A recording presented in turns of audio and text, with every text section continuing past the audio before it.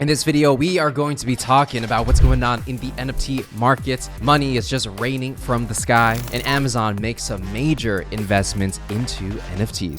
So if you have been on Twitter recently, you might have seen everybody retweeting this thing called my money printer go blur, my money printer go blur. Essentially, people are getting free money just from using the Blur platform, which is basically an alternative to OpenSea. So how it worked is that if you were bidding on NFTs and if you were listing NFTs, then you were eligible to earn points in some interesting way, and we don't have to go into the details. You were rewarded these boxes, and inside these boxes you are going to be rewarded tokens. So all you would have to do is claim your box and you would get free money. So some people were getting hundreds of dollars. I know people that have got 4 figures in this, and some people even got 5 figures of tokens that they can instantly just swap for Ethereum or USDC, and so pretty much free money, right? And that actually works really well in Blur's favor, because they prove that, hey, if you use Blur, we're going to drop these tokens and you can actually convert these tokens into real money and put it into your pocket, right? And so this is a platform trying to gain more market share against OpenSea, LooksRare, Gem XYZ, and all these competitors by giving people free money. Now, the interesting part is that when Blur dropped this token, and if you want to get Airdrop, you had to actually tweet that. And so more people saw it, and then more people claimed it. And so there's more interest in the token. And of course, you can delete the tweet right after. And I'm sure a lot of people did that as well, but some people just left it up. Now, when people are buying the token, it's quite interesting, because I wonder, like, who is buying these tokens? And so when we're looking at CoinGecko, you know, in the beginning, it was like $5, and obviously people just like sold it instantly. And so right now it's kind of hovering at that 0.9, 0.8, even $1 right now. So not too bad. And you know, if you have like 1,000 of these tokens, then that's literally $1,000. Now, what is interesting for me to think about is, like, first of all, who is buying this and why are they buying it, right? And so to get to the bottom of that, we're going to look at the roadmap. So once you claim and you get to like go on this website, you basically says like Blur Season 2, the idea map and rewards. So how it works is that it's going to give you this loose idea map. So the first one is loyalty rewards. So I suppose we kind of already did that with the airdrop. Then it's redacted. Then it's F-switch, which is a mystery of what that is. Then it's this thing with some alien language, which nobody knows. Then it's some numbers, art blocks, maybe art blocks collaboration, NFTs. Then you're going to mine for something. Tokenomics, maybe 1155, which is probably an art project, liquidity project. So long story short, nobody even knows what's going on. It's just driving maximum hype, maximum speculation. Why is that important for this particular project? Well, if you drop a coin or you drop an NFT, any type of token, what's going to happen is people are going to get it and then they're going to dump it, right? So they're going to try to get free money. Now, if someone is selling, that means someone on the other end is buying. And so for a project, your goal is to create buy pressure so that people actually can hold the price.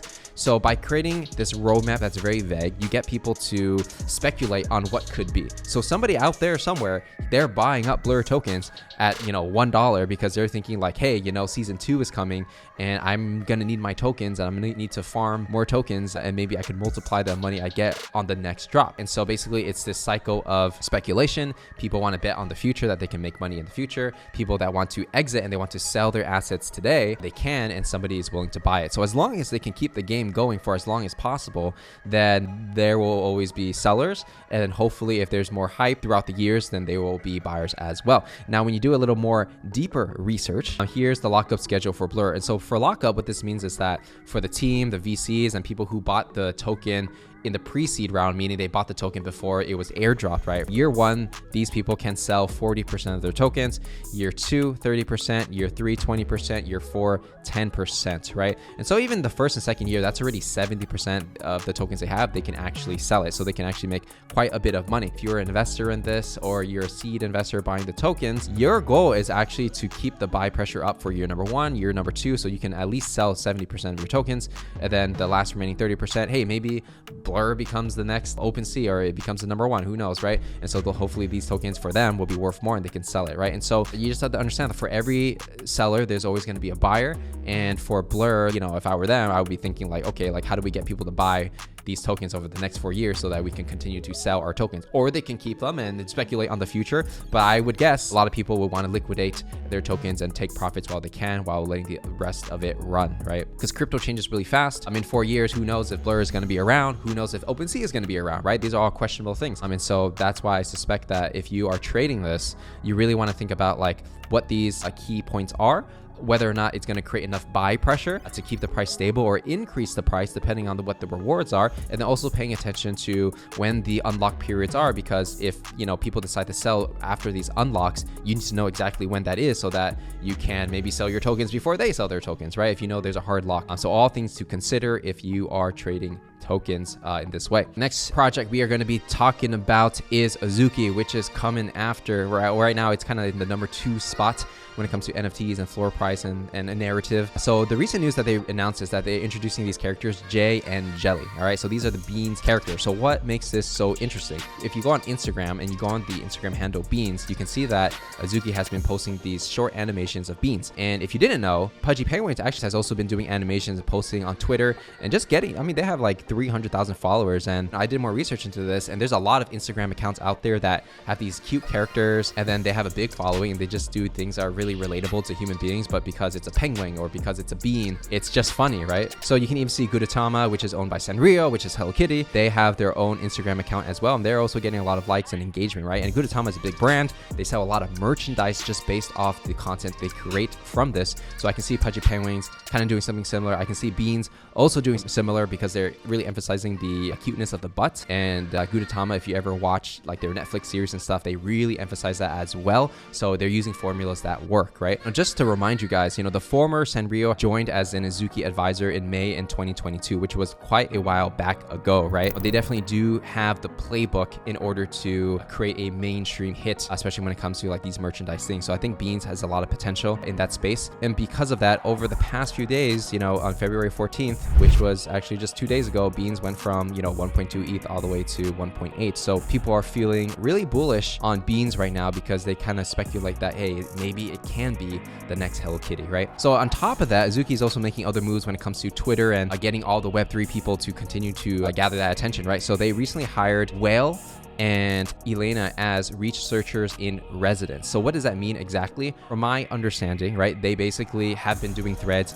just on their own accounts because they want to, updating people on what's going on in the news and giving some kind of insights, right? Azuki probably saw that they were getting a lot of attention and they were thinking like, okay, well, if we kind of put these guys on payroll, meaning that we pay them to be a researcher and things like that, they can still retain editorial control and talk about whatever they want. But anytime Azuki has news on what's they're going to drop, maybe what's the significance of doing a Beanz Instagram account, they're going to obviously write a thread about that because they would already do that on their own, but now they are actually getting paid to write. Anytime Azuki has some news, you bet the whole entire space is going to hear about it, right? If you look at who the top Azuki influential people, meaning that they have the most reach, are when it comes to people who are using the PFP of Azuki, it's actually Whale and Elena. And so he has 15% of the Azuki market, she has 7%. Put those together, that's like 22%. So by just putting 2 people on your team as researchers in residence, you already kind of control 20% of the reach for Azuki, which is pretty powerful, right? So imagine if Azuki had the number 1, number 2, number 3, number 4, number 5, all the way to number 10, then they probably have, 70, 80% control of the narrative that they want to control, right? Which is very powerful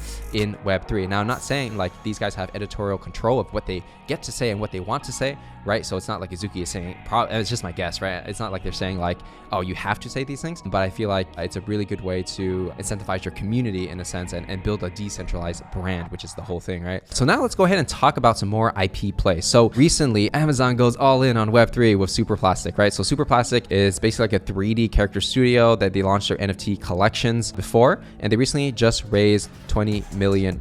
So they did some collabs in the past. They got one with Gucci over here, which was 1,000 items. Amazon wants to get into Web3, but they need some kind of vessel, right? They need some kind of vehicle to help them like get onboarded faster. And so for Superplastic, what's interesting is that they're actually pretty big on TikTok and Instagram. So their Instagram account has 1.5 million followers. Their Twitter account actually has, the really janky, has 10 million followers. And you can see like they're just cranking out these like short animations that are very simple, funny, and they go with a lot of trends. You definitely can see that they have a lot of attention when it comes to Web 2, right? So I can understand that if this is something the Web 2 audience wants and Amazon wants to create their own like shows and stuff like that and invest in these teams, then it kind of makes sense for an NFT project to take that investment and continue to experiment and build in this Web 3 space. Not a lot of people talk about Superplastic as being like like a blue chip or anything, but in a lot of ways, they're making a lot of moves behind the scenes and doing these B2B deals to create shows and everything, which a lot of people want. So very interesting indeed to observe from afar. And so with that said, that's all the news that we have to cover in this video. If you enjoyed it, make sure to give it a like, subscribe,